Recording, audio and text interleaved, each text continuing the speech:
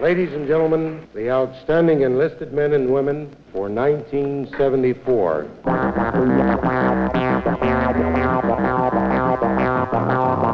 60 years after thousands of Americans died at Verdun, American troops are still in Europe.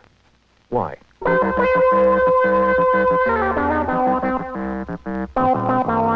I got a call alerting us that we were suddenly going to be progged against this trip into the Soviet Union.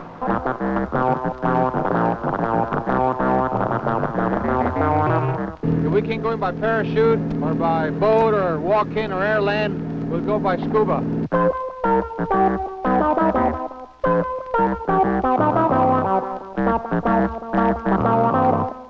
The outstanding airmen of 1974 were chosen from thousands of Air Force people all over the world. Since being selected, some have moved on to new assignments. Others have been promoted. Each one has done special things in and out of the Air Force. All kinds of things. They are all kinds of people. All kinds of people should get together with all kinds of people should get together and talk to each other. All kinds of people should reach out and help one another.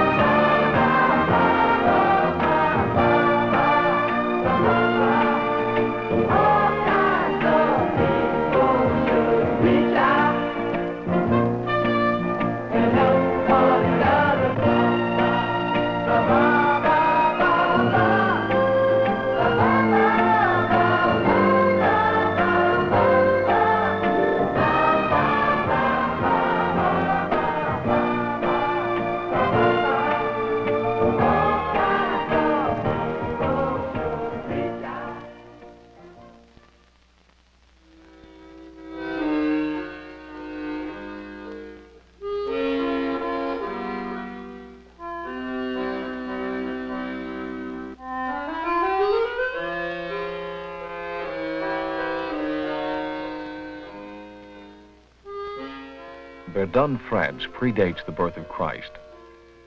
Today, it's a peaceful provincial town on the Meuse, noted for its monuments and its quiche Lorraine. But Verdun has always been in the path of wars between the French and the Germans. 60 years ago, the Verdun area was the site of the longest, bloodiest battle of World War I. About 400,000 French and about 300,000 Germans died in one 10-month period. Some 70,000 Americans lost their lives in the area.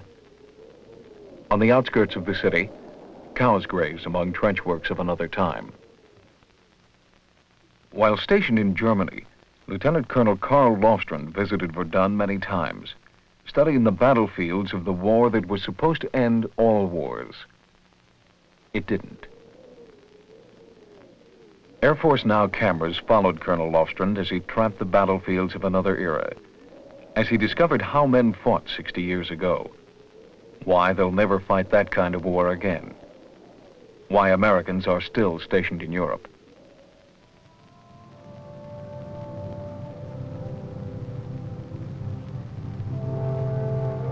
In World War I, individual battles sometimes lasted years. French and Germans fought for the town of Montfaucon for almost 4 years. Shortly before the armistice, 2 American units joined forces and took the town with tanks. A monument to the American victory was built among the ruins of the town. Before 1915, a village and a cathedral nestled on the top of the beautiful Croix. After a year of warring in trenches, French and German sappers began tunneling under each other's trench works, packing in 60 to 70 tons of high explosives. One such explosion completely obliterated the town and split the hill in two. If trench warfare ended, aerial warfare began during World War I. One of its earliest exponents was Frank Luke, second-ranking American World War I ace with 21 victories.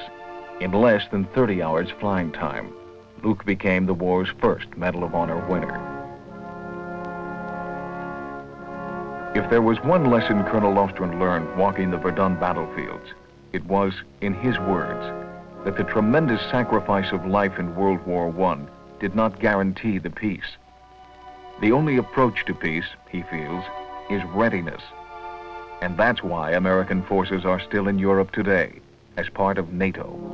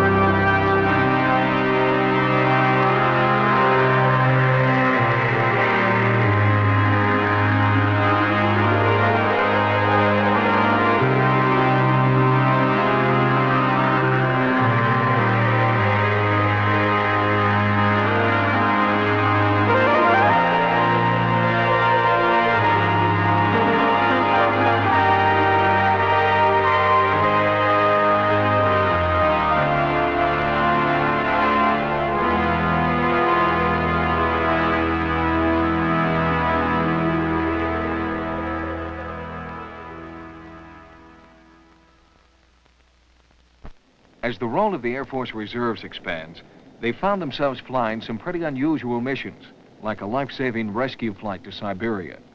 I got a call from ACP to my room alerting us that we were suddenly going to be progged against this trip into the Soviet Union. It was kind of difficult, of course, to convince some of the guys that I was really telling the truth, since this is extremely odd. I was in Rhine-Main, Germany, pulling alert, and we got a call about a patient that we had to go to pick up in Russia. It was rather interesting. They told us that we had to go into Siberia. And I had been there for 5 weeks and only had 1 week to go, and was out on a hiking trip with 3 Americans and 2 Soviet friends, and I became ill. In the process of becoming ill, I ruptured my esophagus and began to bleed internally. We did not know a great deal of his condition. The only information that we had on him was that he had some gastrointestinal bleeding. They did finally operate and stop the bleeding, and then they began to try and transfuse me with blood to bring my blood level back up. And this is where the problem went from bad to worse. For some unknown reason, I did not take kindly to the Soviet blood, and my system rejected it. The 7th day in the hospital was about rock bottom. I had resigned myself to the inevitable and was just kind of preparing myself for that. The weather was such that it made it quite a touchy operation to get the aircraft into the field, and there were many times when I thought we'd have to divert and go to our alternate. We were, of course, motivated by the fact that Mr. Torrance was there and really needed us to get in. Morning came, and about shortly after noon, they took me in an ambulance out to the Irkutsk airport, and here was this large 4-engine jet waiting with the back end open. Looked pretty good. We started a blood transfusion on him as soon as we got up to altitude, and continued that also throughout the whole flight. It was kind of dramatic watching the change that the blood made. He had received about a half a unit of blood, and his color started to improve. He started to become a little more alert. From rumors I've heard since then that this impressed the Russians quite a bit, that this great big aircraft and a full crew would be deployed in there just to pick out this one American that was in trouble. And I think that speaks rather highly of our system of government to do a thing like that. After flying across the country, we landed at Andrews Air Force Base outside of Washington, D.C., where I was reunited with my wife, and that more or less brought the unbelievable episode to a happy conclusion.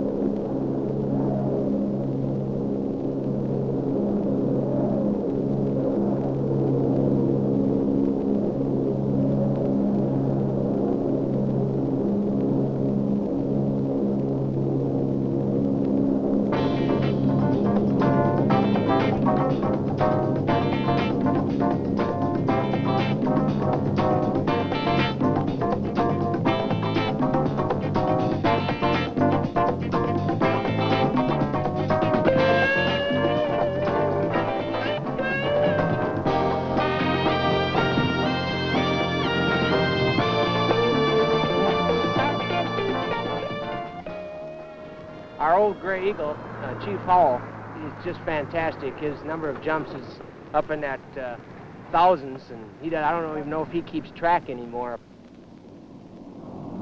Chief Master Sergeant Jim Howell. In June 1961, he ejected from the F-106, a feat that earned him the Distinguished Flying Cross and membership in the American Rocket Society. In December 1963, Sergeant Howell and 13 others jumped from over 43,000 feet, still a world record. Chief Howell has made over 3,000 jumps in nearly 30 years of service. From the beginning, he has led in the development of combat control. Today, he leads the highly trained team at Hurlbut Field, Florida. We just completed a 28 grander. I free fell for about 90 seconds. I opened at 2,500 feet. Most of our jumps are at night. The reason we do most of the jumps at night because it's the most difficult jump. This is Sergeant Weller. He's a Halo student.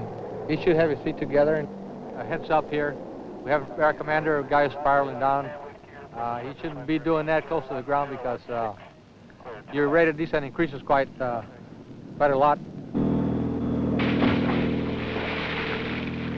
If we can't go in by parachute or by boat or walk-in or air land, we'll go by scuba. If we're going to go somewhere, we better be ready. We're self-contained. I don't care where we go. We can survive. We can take care of ourselves. We got the talent in the team that can do everything. First, you go to jump school, and then go to combat control school for 6 weeks, mountain survival school, jungle survival school, water survival school, and we got the Arctic survival school in Alaska, Halo school, medical school, repelling school, infiltration, exfiltration, amphibious, map and compass. Being properly trained and doing it all the time, you know, you just want to do better and better, and you're more confident. Spectre 1-2, come ready. This Spectre 1-2, go. Roger, Spectre 1-2, expedite your approach. Roger, we're on station at this time and ready to go to work. I have an enemy patrol approaching my location, expedite, please. Affirmative. Roger, we're flying at this time.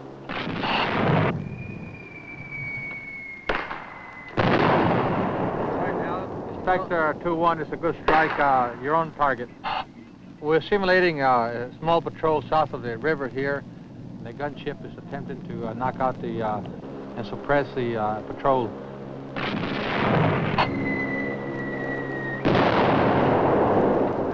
Spectre 2-0, I think you suppressed the troops that time. Just hold high and dry, and I'll give you a BDA. Okay, we're off safe this time.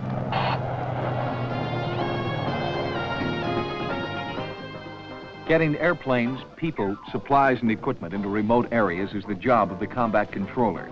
In peacetime, they set up runways, bring medical aid and food to people starving from famine or suffering from earthquakes or floods. Wherever there's a need for tactical airlift, there's a need for people like Jim Howell. I think the combat control team members are so dedicated to the Air Force mission because they like it. Nobody have the capabilities that we have, or the equipment that we have, and the education I had gotten, not formal.